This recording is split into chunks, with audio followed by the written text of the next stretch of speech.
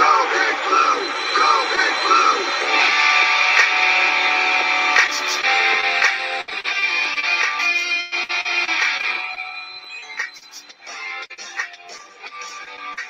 Go Big Blue!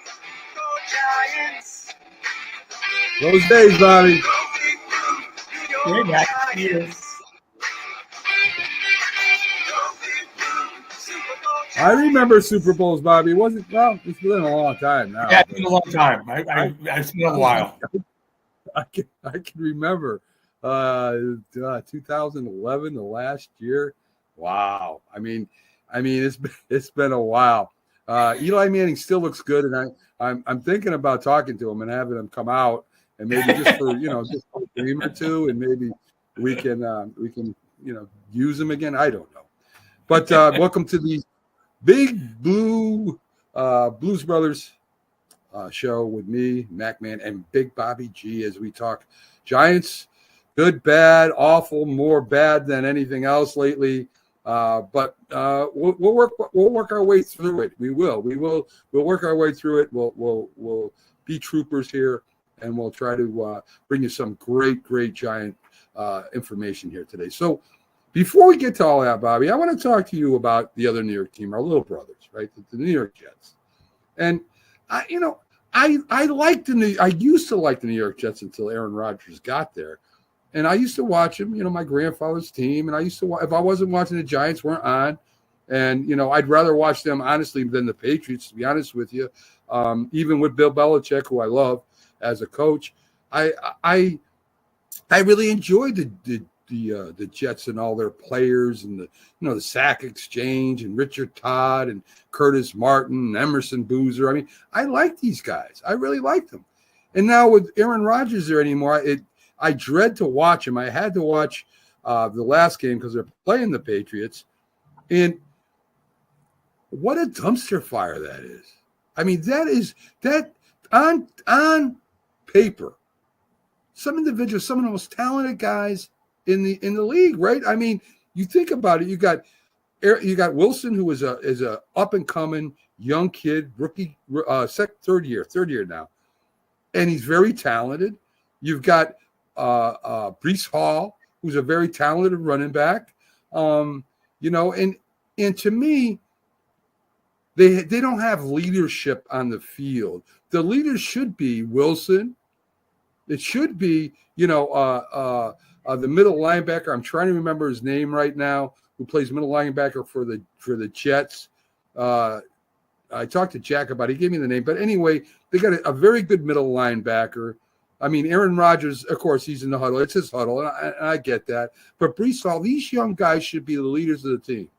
Instead, you've got a Jamoke who comes over from the Raiders, who decides after being there for, 3 minutes, he's the leader of the Jets. So Devontae Adams thinks he's the leader of the Jets, and he can't even get out of his own way on the field right now. I mean, I don't know what he has for receptions, but I know it's not that great.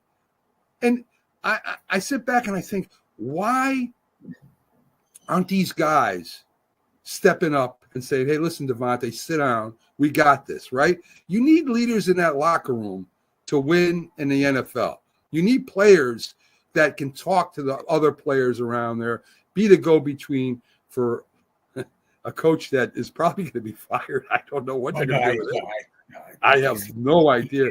Bobby, am I just whistling Dixie here? Doesn't that make sense?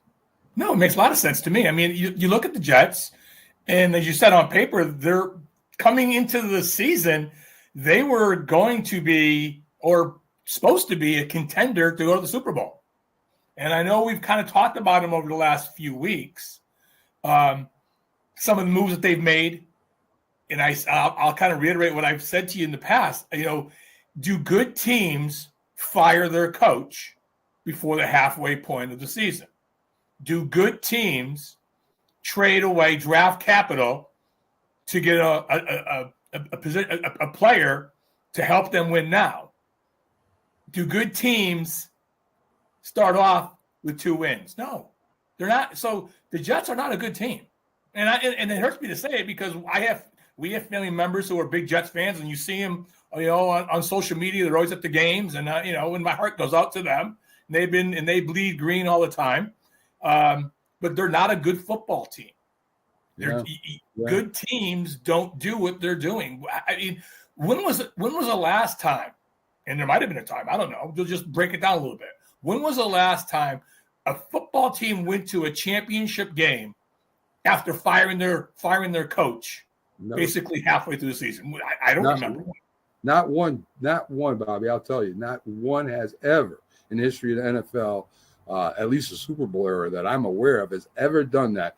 And thank you, Rick Sherlock. He's a loyal fan of the network. Hey, Rick, how are you? C.J. Mosley is the middle linebacker I was thinking about. And a very good middle linebacker. But go ahead, Bobby. I don't remember it. And so the Jets. I thought they got better. I thought Aaron Rodgers was going to be better. They go out and they get a great linebacker from the Pittsburgh Steelers in free agency who decides not to sign until 2 weeks ago.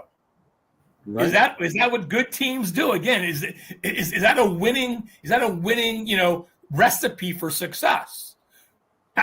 Why are you signing free agents who aren't going to sign with you? Or actually, I think they traded for him, and I don't remember what they traded for him. But they're not. I don't know. No, for the linebacker, Riddick. No, the linebacker Riddick. I think they traded. I can't remember. I think it was a couple draft choices, one year and one in the next. I'm not sure exactly. I don't have it in front of me. But the producer's working on it, believe it or not. That's how good we got it. So we also have with us James Martin tonight. So welcome in, James. Yeah. A big Saints fan, and as you see, he's not really happy with the Saints right now. No. And so anyway, they're out. They're done. Put a fork in them. I mean, the Jets are all set. So if the Jets do make a trade to get a person or a talent like that at outside linebacker, wouldn't you want to have the contract done before the trade is done? Yes. Yeah. I don't know what as an organization, what are you thinking about? And we'll get to some of our crazy decisions. We got plenty of problems to talk about. We got plenty. It just feels good talking about somebody else for a minute. Yeah. I know. And we talk about the Saints too. They're kind of with us, and the Patriots are 2 wins, and so we're in a paddle boat with a few teams, that's for sure. But getting back to the Jets, 26 with the third round pick. That's what they got. So I mean, if you're going to make a trade and you're going to trade, you probably should sign him before the trade's done. I mean, I don't know why you would do that. Does that make any sense? No, not at all. I don't know what they're thinking. And they reach a deal. Riddick plays last night. I didn't see him. I didn't see him really helping the Jets at all. I didn't see him. I didn't see him sacking the quarterback and raising all kinds of holy hell out there. I mean, it seems to me, Bobby, there's two Jets, right? There's two sides to the Jets. One first half side where they put up 15, 20 something points. Then the second half where it just falls apart. They go in and they come out worse than they did when they started. So right. I don't know what they're saying to him, and they're like, "Take it easy, guys. You're scoring too much right now. I want you to slow down a little bit." I mean, Aaron, don't get hurt. I don't know what they're telling them at halftime. I really don't. It's kind of sad too, in a way. I would definitely be rooting hard for the Jets if Aaron Rodgers wasn't there. So, I mean, what do you do with him? I mean, I'm looking at a crystal ball right now, and I'm the Jets management, and I'm a Jets fan. Where do I go from here? God knows I've drafted quarterbacks, and none of them work out. With it, Sam Darnold, and he's having a good year. So I've wasted high draft capital on 2 quarterbacks that didn't pan out for me. Yeah, and then I went and signed a 40-something-year-old quarterback who I hoped would pan out for me. I mean, what do they do? I do you I mean, do you after this year say, Aaron, thank you, but no more? I mean, it's a good question. I mean, what do you do? I mean, I know if they had a strong coach, and we'll throw one of our coaches, Bill Parcells, in there right now. If Aaron Rodgers is playing like that and acting like that, he'd be on the bench. There's no doubt in my mind. The guy would not be playing. So, I mean, as a head coach, but he has so much power. Maybe Bill Parcells doesn't even want the job with Aaron Rodgers as quarterback. Maybe he doesn't even want that hassle. And I think that's why they don't have a real head coach there right now. I think it's because he has so much power. I mean, who wants to go there and be the coach of the Jets right now? I wouldn't. I agree. Well, and Parcells always said his quarterback, he likes his quarterback. And I'm not saying that Aaron Rodgers is a Hollywood quarterback, but Bill Parcells always said, I don't want a Hollywood quarterback. Right. I don't want someone who wants to see their name up in lights on Broadway. He wants someone who's like a Phil Simms, like a Jeff Hostetler. Maybe. That's who Bill. I remember Bill Parcells said once, he wants he had these four players. Now, I'll win a lot of games. Shutdown corner, somebody who get after the quarterback, pass rusher, not a Hollywood quarterback, and a left tackle. Yeah. And I'll win a lot of football games with those four. Out of the 22 starters, those four players, I'll win a lot of football games. I might want to add one more though to that. I think in today's NFL, you need that elite wide receiver now too. Yeah, I would agree with that. So, and we should start calling Aaron Rodgers Darth Vader now, also known as Darth Vader, because he's seen the darkness, he's embraced the darkness, and so maybe he's maybe that evil energy will help him do something down the road, but I doubt it. Someone saying that they should keep him for one more year. I don't know. I mean, Devontae Adams, think about it, goes from a team where he originally left Rodgers to go play with his old college buddy. They get rid of his college buddy, and now he goes back to Aaron Rodgers. And, of course, this was years ago that they played together, like in the 2010s or whatever. But it doesn't look like they got it together either. So interesting, very interesting. So, Bob, we got the NFC East to talk about. We have the Philadelphia Eagles who pretty much put it on Cincinnati. They're starting to. I think they got their formula to win now, right? Hand the ball off to Saquon Barkley a lot. Let him run for over 100 yards. The quarterback with, you have A.J. Brown, you have Smith there as their receivers, a good tight end, and the defense has stepped it up, especially since after the Giant game. And I know Cincinnati, we talked before the show, isn't what they were a couple of years ago, but still, it's a good quality win. They're in second place right now. Yes. Everything you said, they have a pretty good offensive line that's opening some holes for Saquon. Unfortunately for us, they had to kind of light us up running the football to show them the path to how they should win football games with almost 200 yards rushing against us, which we'll talk about a little bit later when it comes to we'll talk about the Giants game tonight. I like the Eagles a lot right now. I think they're, I always feel in the NFL, you don't want to peak too soon. Now, we're getting close to Halloween, which is coming up. So that's kind of the witching hour. So you get into Thanksgiving is a few weeks away. That's when you really want to start picking up the pace. And I think the Eagles are kind of at that trajectory right now. So if I'm the Washington Redskins, I'm a little fearful that those guys up in Philadelphia might be the best team in the NFC East. Because we were talking about what happened yesterday. Washington is all but lost that game. Yeah. Till the very end.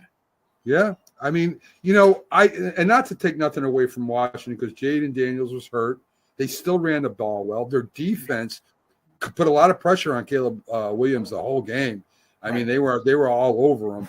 But that big play at the end, listen, if Everybody's paying attention on the field. They're not involved with the crowd in any way, and they're playing where they're supposed to be played, in the end zone, not in front of the end zone, but in the end zone, and don't let anybody behind them. Maybe they will win that game. The game is the Bears. You make it right, but how are you not standing in the end zone? How are you not standing there? That's where you should be, because they can't win the game if they don't put the ball in the end zone. So if I'm a defensive back, that's where I need to be. Yeah. I agree. Not in the front. Listen, you're not in front of the end zone. I mean, we worked on tip drills even in high school, and even on plays in the end zone. You stayed behind the end zone line. You were in the end zone, even at the back of the end zone to start off with, till that ball is thrown, and nobody gets behind you. That's 101 football there. And the coach, I mean, is that because the coach is not a good coach? Is that because that they weren't taught that, or is that because the players just in the heat of the moment just forgot? Right, yeah, and maybe it's all the above.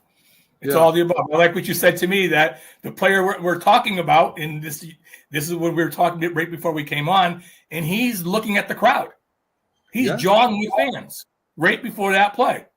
Yeah. Maybe he should be paying attention to the game for another 4 seconds. Yeah, 5 seconds, dude. That's all you got to do, and then you can celebrate all you want. Tyreek Stevenson's his name, and of course, I'm not doing anything bad by pointing him out because everybody's pointing him out on social media. And I'll tell you right now, and Bobby, you were in locker rooms as I was. If somebody did that, I mean, you try your best, you try as hard as you can, and you fail, fine. Everybody does and makes mistakes or whatever. But this is like, dude, you're and being a professional football player, you're getting paid to do this. And it wasn't because you made a mistake. It's because you're being an idiot. Yeah. Wow. Yeah. I remember being a sophomore in high school, and I'm on, I'm playing on, I wasn't playing. I was on the bench, but as a sophomore, and the starters, the seniors, wouldn't even want us to look into the stands. They wanted us watching the game and paying attention to the game, not what's going on up there, what's going on out here.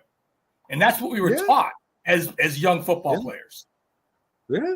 I mean, I know it's a players' league and they want players' coaches and all that good stuff, but man, I mean, come on, dude. I mean, if I'm in a locker room, I'm giving them the business. In the film room, I'm giving them the business. I mean, I'm just totally all over this dude so that he never ever does this again. It's a shame. So Dallas plays San Francisco, and for some reason, San Francisco has the Cowboys number. I mean, especially in the playoffs, right? They run into the 49ers, they lose. And Dallas, I mean, I don't know how you really blame Dak Prescott when you got one receiver really to throw to. And they played, I mean, CeeDee Lamb played well. Prescott, when he threw to CeeDee Lamb gave him results. But that's you're done. That's it. I mean, there's no one else. I mean, they got other receivers, but not close to the quality of CeeDee Lamb. And I don't know what you expect Dak Prescott to do different. I really don't. I mean, Dallas is starting 2 rookies on the offensive line. They've got 2 running backs who should be retired. Right. And they're not. They gave up 21 points. The defense gave up 21 points in the third quarter. That's when they lost that football game. Yeah, I know they scored in the fourth, but the game was over. The game was over then. I mean, right. I don't – every year, the pundits on all the NFL networks or, any the newspapers you're reading, everyone's picking Dallas to do a deep playoff run, win the East every year. And every year that doesn't happen. Yeah. So I guess it's and right now, I don't know what their cap situation looks like, but I don't think it's good because they let some people go this past year who they shouldn't have let go. Maybe to compliment CeeDee Lamb, for instance. So I don't know what I know they gave Prescott a lot of money this offseason. I have no idea what their cap situation looks like, But Jerry Jones basically said at the beginning of the year, I'm pushing all my chips to the middle of the table here. We're going to win with this team that's on the field. This is a good football team, and we're going to win this thing. And they're not. Yeah. They're 3-4. They're a pedestrian team. They're on a way to maybe a 500 season. If maybe. I don't know. I don't see them turning it around. I was talking about, where's the needle pointed, and that needle has not been – that needle's been pointing straight, and now it's pointing down a little bit for the Dallas Cowboys. And it's not because I hate the Dallas Cowboys, which I do, but I just don't think that – I mean, I always say in a 17-game schedule, if they can't lose 18 games to make me happy. So yeah, there you go. Yeah. So, anyways, but I don't see the needle pointing the way it should be, and I don't care for the other NFC East teams either. But I don't mind saying the needles that arrow is pointing up for. Unfortunately, I think for Washington, and unfortunately, I think the Eagles have made a little turn at the corner here and got their stuff together where they were kind of. They were kind of struggling a little bit, even though they won games. They were struggling to win the games. I think the last couple of weeks they've showed that they've turned the corner, and that arrow is pointing up right now for them. I agree. And the Dallas defense, I mean, they were blitzing almost every time that the guy was in the shotgun, right? Every time that Purdy went in the shotgun, they were blitzing. Kittle has a big game on tight ends day. He has 125 yards and a touchdown. Deebo Samuels had a lot of yards catching, had a 1 touchdown call back. I mean, he would have had a touchdown too. It just looks like that. I mean, even when Micah Parsons and Leonard were there, you could run on him. But right now, it looks like Purdy's hanging in the pocket as I was watching. He's getting a little pressure, but he's not running for his life. And he was just throwing the ball down the field, getting to that second-tier receiver, Bobby. Yeah. Yeah. Unfortunately, yeah.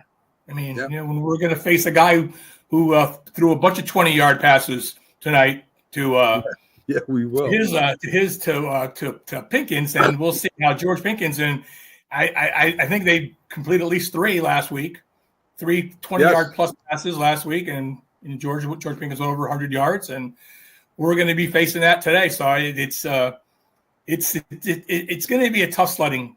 I think today's game. I don't know. Give me your thoughts. What do you think?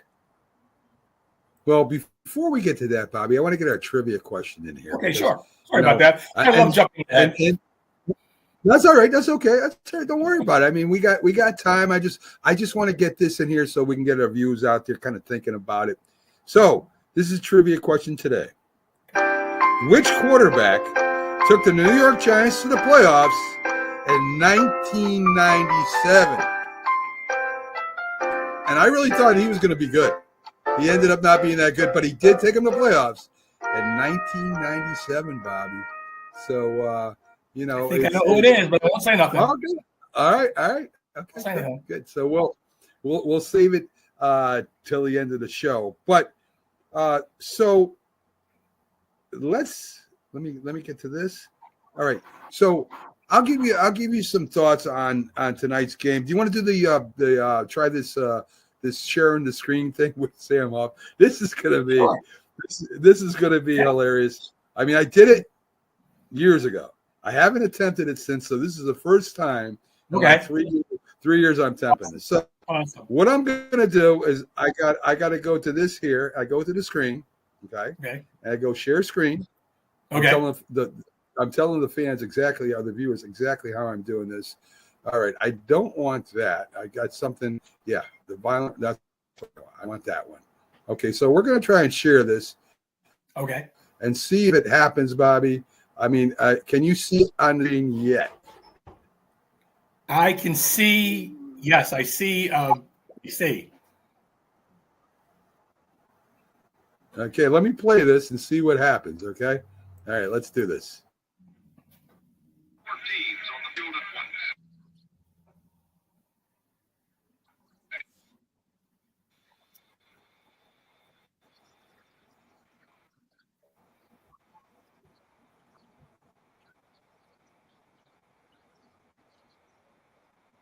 Oh, what a hit.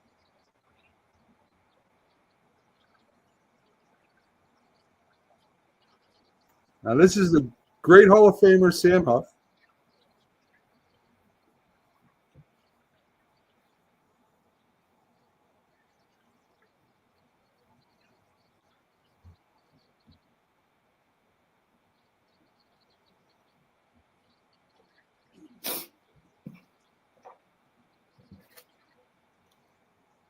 As you see, there's big Rosie Greer, number 76.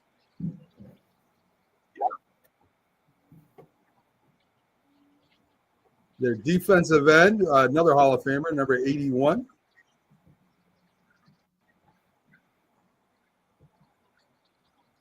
All right. I would love playing next to Rosie Greer. That would have been awesome.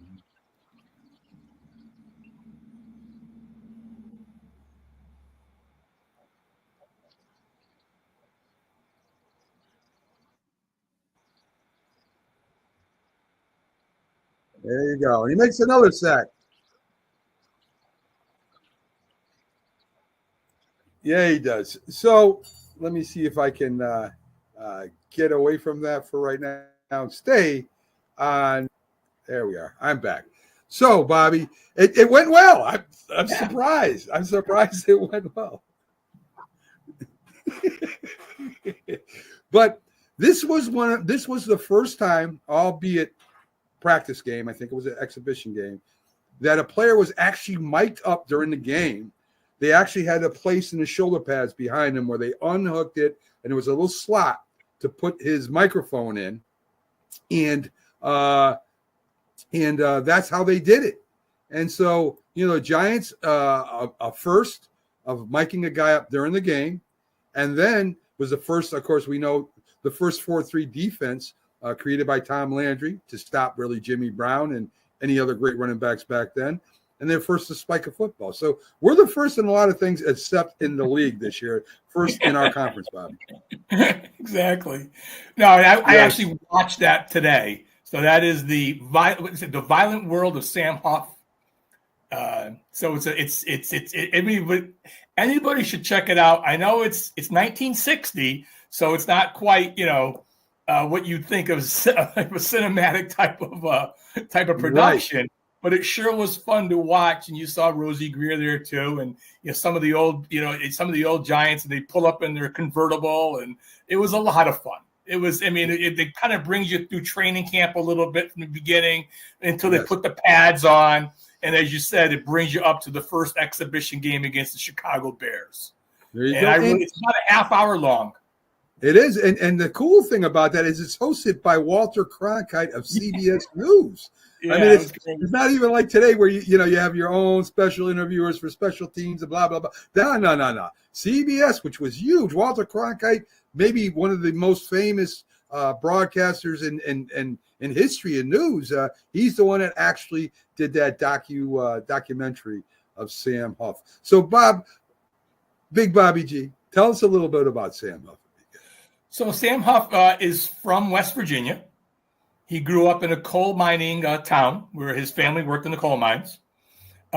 He went both ways in high school. He played offensive line and defensive line in high school. I thought we were going to have to go R-rated with this when you said he went both ways, Bobby. So you got me nervous there for a second. I was ready to mute you, but go ahead. And he goes on to play. So he's all state. Wins all kinds of awards coming out of high school, goes on to play for West Virginia. And what's interesting about Sam Huff, a lot of people might not know this, he was an offensive lineman in college. He was a guard and a tackle. So the Giants draft him, and he had all kinds of he was all kinds of awards in college, and the Giants draft him in the third round, and they don't know what to do with him. They don't know. They don't think he's a good enough guard.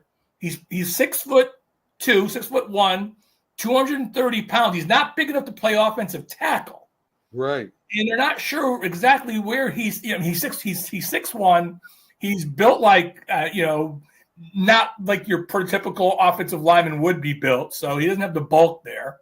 And so the Giants really don't know what to do. And so Sam gets very frustrated about this. He's a rookie. He's in training camp, and he decides to leave. And he goes. And a Giants assistant offensive coach named Vince Lombardi goes to the airport and stops him from getting on a plane and going home and brings him back. So they come back, and Tom Landry, you mentioned, Tom wants to instill a new type of defense. He wants to do a 4-3 defense, but he wants a different style linebacker, middle linebacker, to kind of be the icing on the cake. And the Giants decide to move Sam from offensive line to middle linebacker. Now, his rookie year, he's backing up, and I forget the gentleman's name. He's backing him up, so he's not a starter yet. Fourth game of the season, the middle linebacker gets hurt.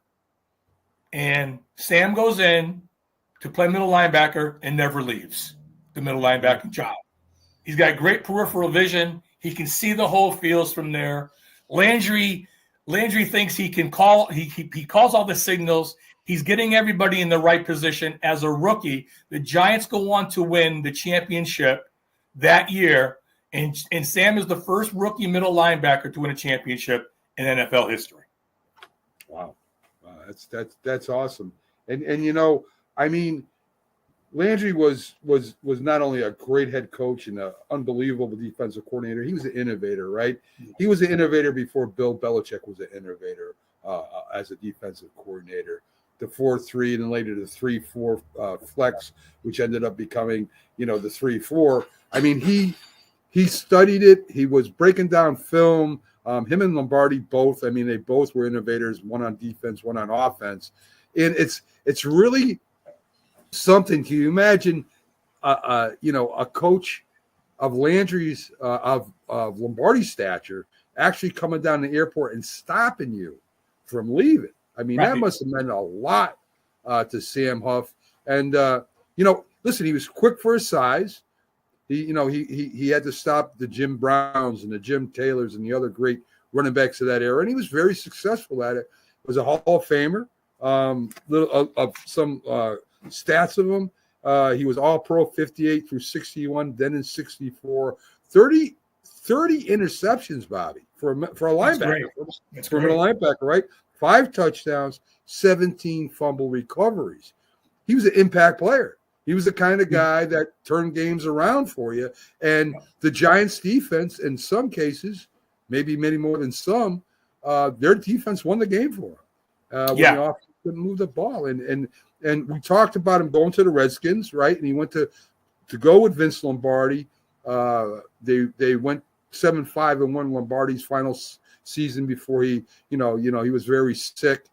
Ended up passing away. If not that year, I can't remember, but pretty close to then. But he goes there, turns the Washington Redskin defense around, and they're second in the NFL just by adding Sam Huff. I mean, that's incredible. A linebacker with that much, you know. I mean, I don't know if you could put him in Dick Butkus's realm, right? Butkus was an animal, huge. He was big as a defensive lineman, right? Yeah, he was bigger than Butkus was definitely bigger. Yeah, and Harry Carson, again, another really big, heavier kind of guy. But you could put him maybe in a category, and people may think I'm crazy about this, of a Ray Lewis. And Ray Lewis is actually on one of the things with asking Sam Huff about being a middle linebacker. I mean, and how great he was. And, you know, definitely a Singletary. He was just as big as Singletary. Ray Lewis was pretty big too. But he was definitely a Singletary kind of build and speed and aggressiveness. Yes. I mean, Sam actually retired in 1968. So he didn't play the 68 season. And you mentioned Lombardi. Lombardi gets on the phone and calls him up and says, "Can you unretire and come play with at least 1 year with me?" Right. So that shows you what, you know, coach of Lombardi's status thought of Sam Huff. Yes. And my co-host Rick was playing in that game. He's the guy that was, you know, at the bottom of the pile on a couple of those plays there. He hated that bottom of the pile. He still talks about it today. He hates the bottom of the pile. So anyway, So Sam Huff, great Hall of Fame middle linebacker. Absolutely. I mean, but wasn't that Allie Sherman traded him away? I think he traded Rosie away. He traded Rosie away. He traded Sam. He traded Huff away. I don't know what Allie was thinking about. Bobby, Dad hated. till his dying days. If you ask him who the worst coach in football was, Allie Sherman, and he would go on his spiel. I mean, got rid of all these great players for these draft picks that never worked out, blah, blah, blah. I mean, he hated Allie Sherman. He really did. One other thing, Sam Huff was, I think, the first player ever at that time to make the cover of Time magazine. So, he did.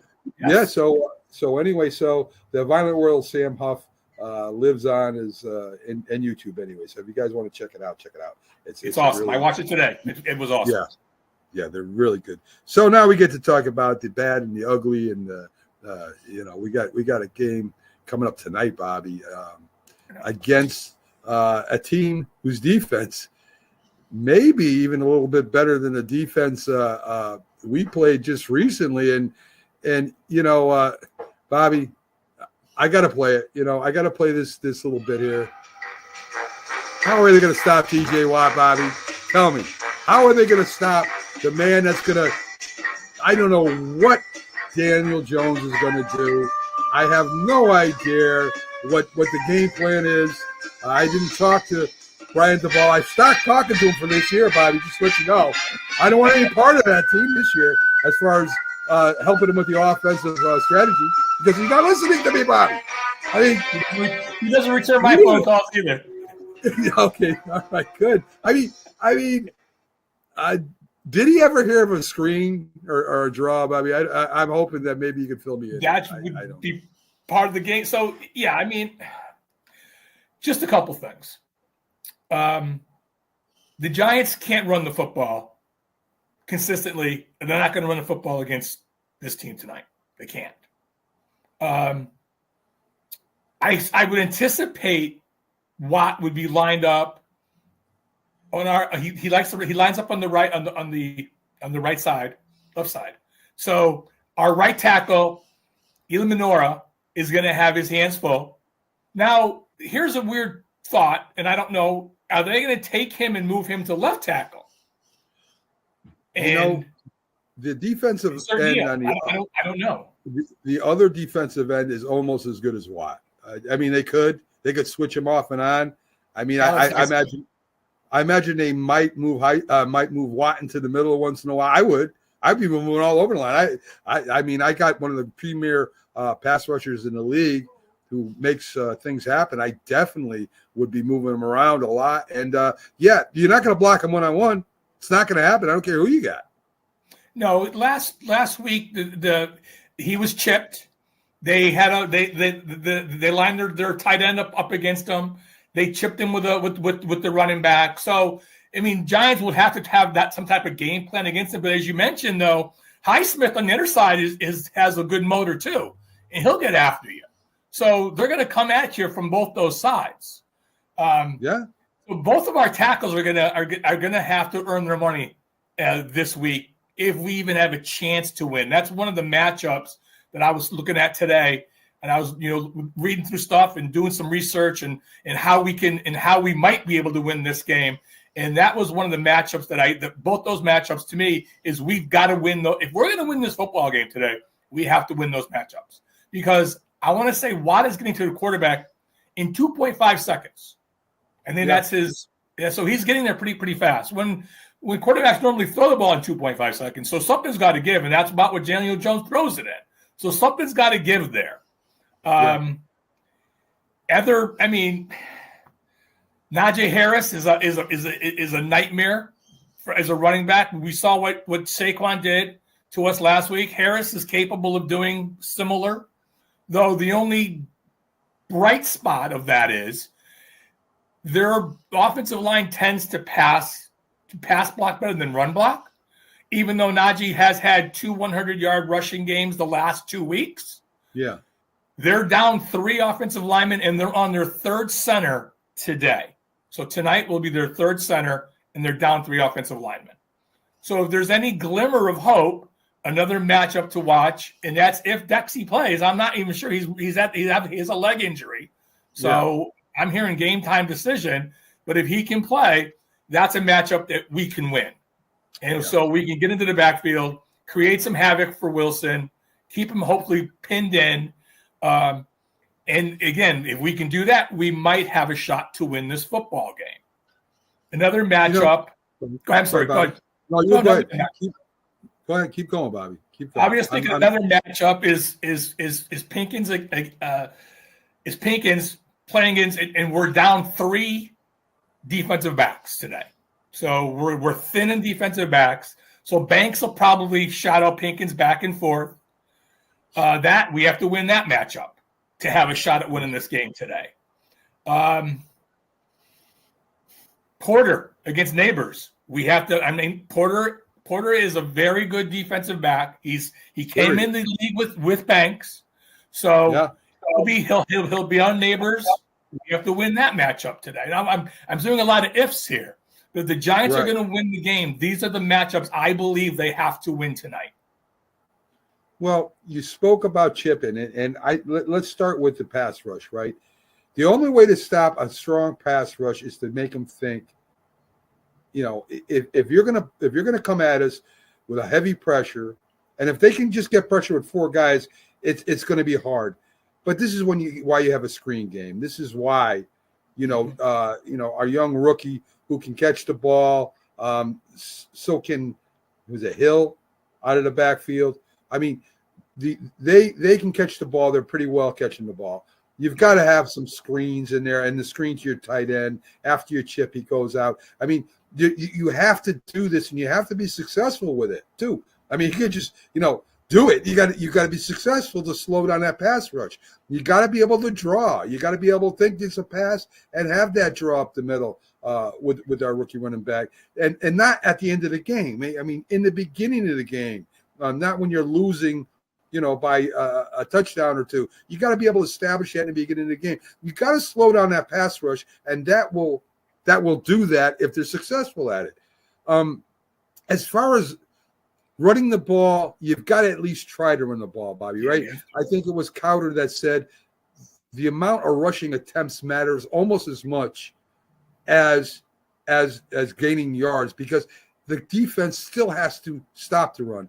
So there's going to have to be play action passes where Daniel Jones rolls out and has an option to throw a run with the ball. And he's very effective running the ball. So, I mean, those are a few things they can do to slow down that pass rush, but you got to at least attempt that. You got to make them think that you're going to run the ball at least. Or if you don't, they're just going to pin their ears back and come. And you can't do that. You can't do that and be successful against these defense.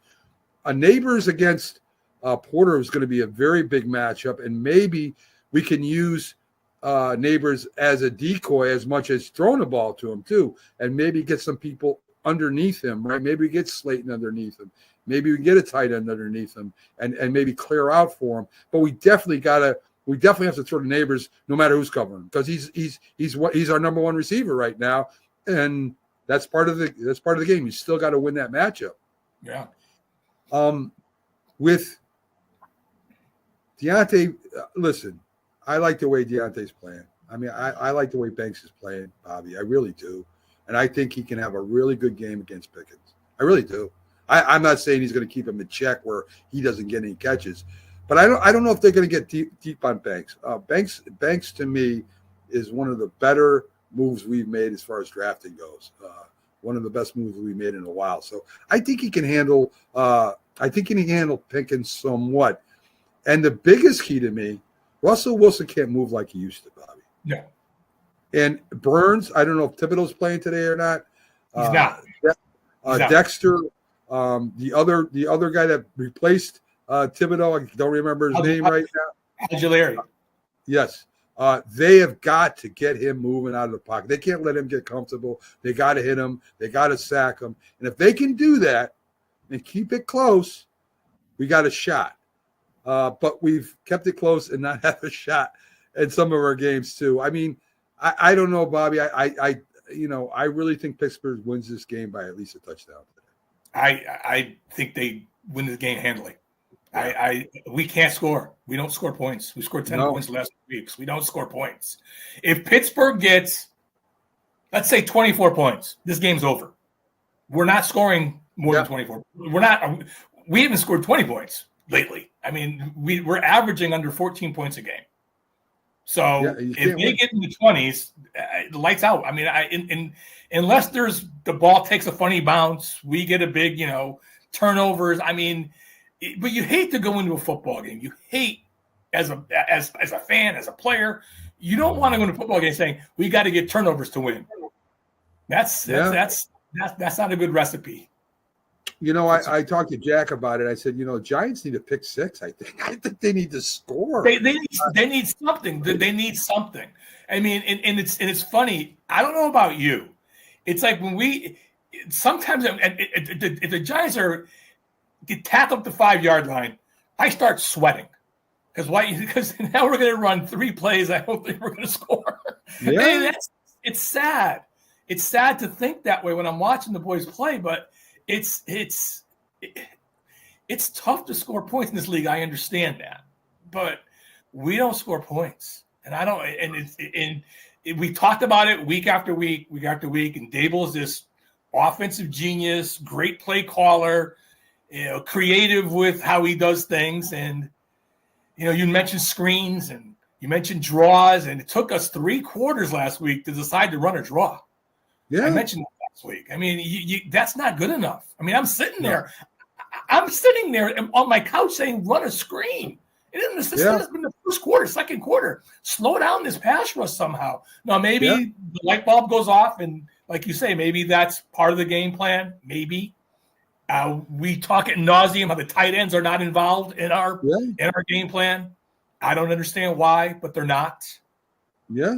It's not like they're bad. I mean, Theo Johnson's a great young rookie with some speed.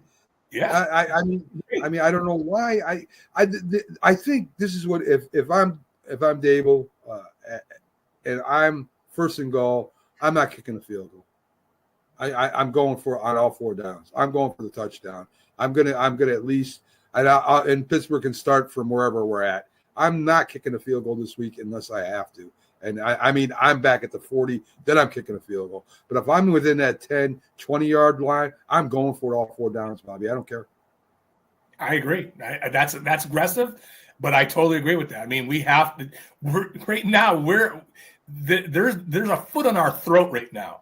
We lose this game. Yeah. Like I said, it's Halloween, and our season's over. That's how big this game is. To go down to Pittsburgh to try to get a win in that environment, it's going to be pretty tough tonight for the Giants. I'll be rooting for them. I'll be hoping. Me too.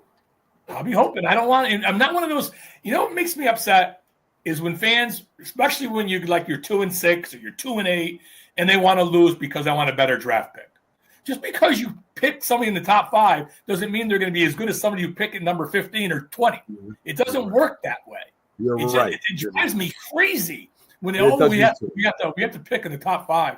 We've picked in the top 5 numerous times over the last few years. What's it got us? Yes. I mean, anybody in that first 2 rounds really now are players. I mean, there's so many quality players coming out, and it depends, of course, what position. But I mean, me too. And guess what? Players do not play to lose, and coaches don't coach to lose because their jobs are in jeopardy if they do. So that's not going to happen either. So So speaking of coaches, Bobby, we do have a coach that we're spotlighting today. We have the worst coaches in Giants history. And guys, don't worry, because we will, I promise you, we will do the best coaches in Giants history. But right now we're still in here. And there was this guy, Bobby, that he came from New England. He had a successful career in New England, as a matter of fact. He coached under Bill Belichick, a successful, maybe one of the greatest coaches of all time. Well, easily one of the greatest, maybe the greatest coach of all time. Yes, and I mean, here you go. You got this guy coming. He's supposed to be a special teams genius, which Mike Tomlin was a special teams coach. Okay, that checks a box, right? There's a great coach over there. He's coaching under, maybe the greatest coach in hit. Another box is checked. You meet him. He's aggressive. He wants to punch people in the mouth. I mean, he's ready to not the owner of the Giants, but he wants the players to have that kind of mentality. Old, work hard, New York, New Jersey kind of ordinary, mean, kind of aggressive guy. he gets to the Giants, and and I really bought in, Bobby. I bought into it. I listened to him doing his conferences. He sounded like he was the kind of guy for the deal. And when Bill recommended him, I said, this guy's gonna be great. He's gonna be great. Well, in his 2 years there, he ended up 10-23. He has a 303 winning percentage, and I don't know if the owners hold grudges or not, but if they do, Bill Belichick's not coaching the Giants. That's for sure.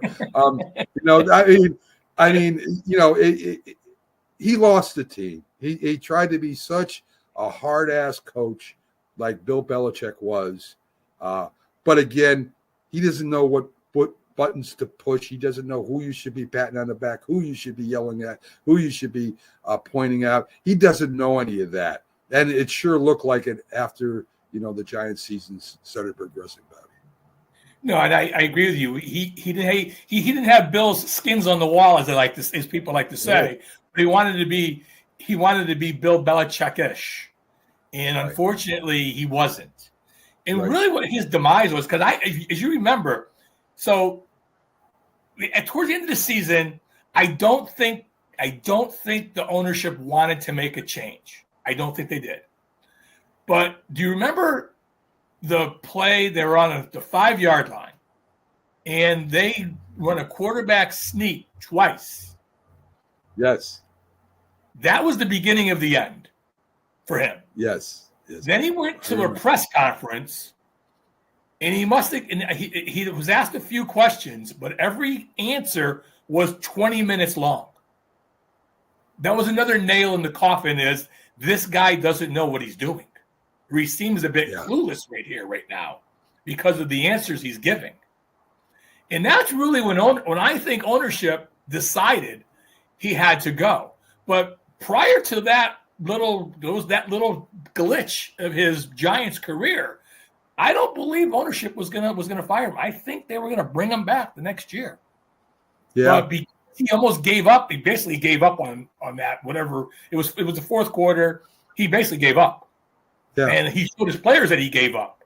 And as a head coach, you can't give up, because then you'll have players who just say, "Yeah, I'll pack it in too." The coach don't care, right? And that's the beginning of.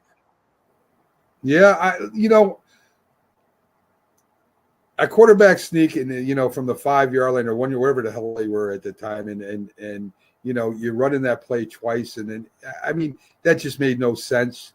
And he was long-winded. Players would put up with you if you're probably going to Super Bowl. They put up with Bill Belichick's nonsense over there, right? They went there to win a Super Bowl. They went to the Patriots to win a Super Bowl. That's why they went there when they were there, these free agents. That's why, all these players that would normally be, divas or whatever, or all-stars at their position, they were willing to put that aside to play for Bill Parcells. There was no one coming to the Giants to win a Super Bowl at that time. We weren't that team. And, as you said, the skin's on the wall. The resume wasn't there. We didn't win a Super Bowl. It wasn't like we had a team that was going to Super Bowl again the following year. It just didn't work out. And, of course, he went back with Bill Belichick back to New England, like a lot of the coaches did.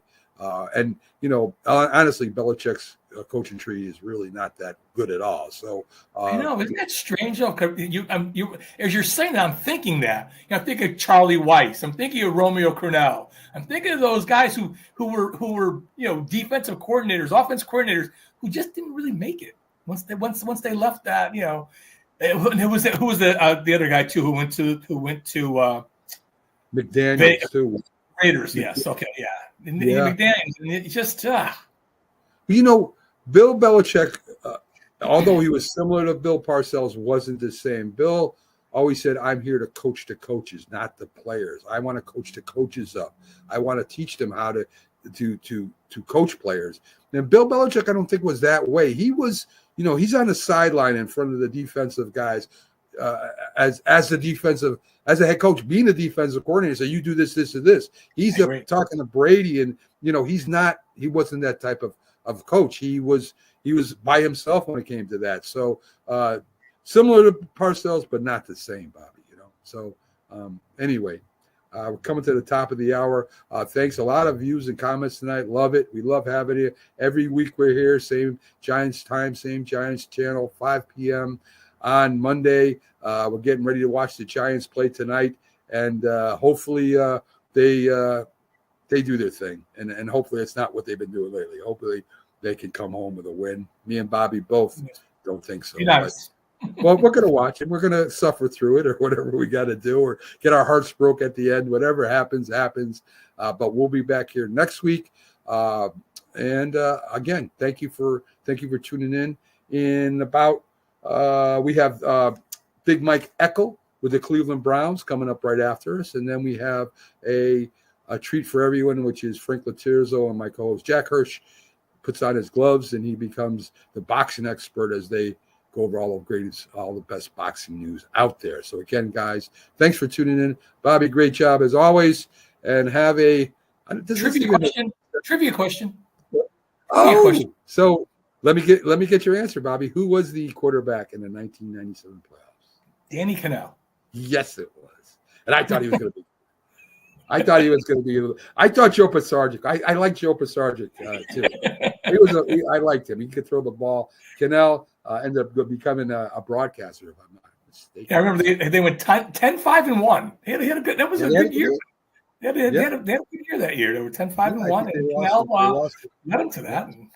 They lost in the wild card. And in fact, they just barely got beat in the wild card, if I'm not mistaken, that game. Let's see if I got it. NFC wild card. Yeah, they lost to Minnesota 23-22. Wow. I didn't even remember that. Wow. Yeah. So that's Danny Cannell, folks.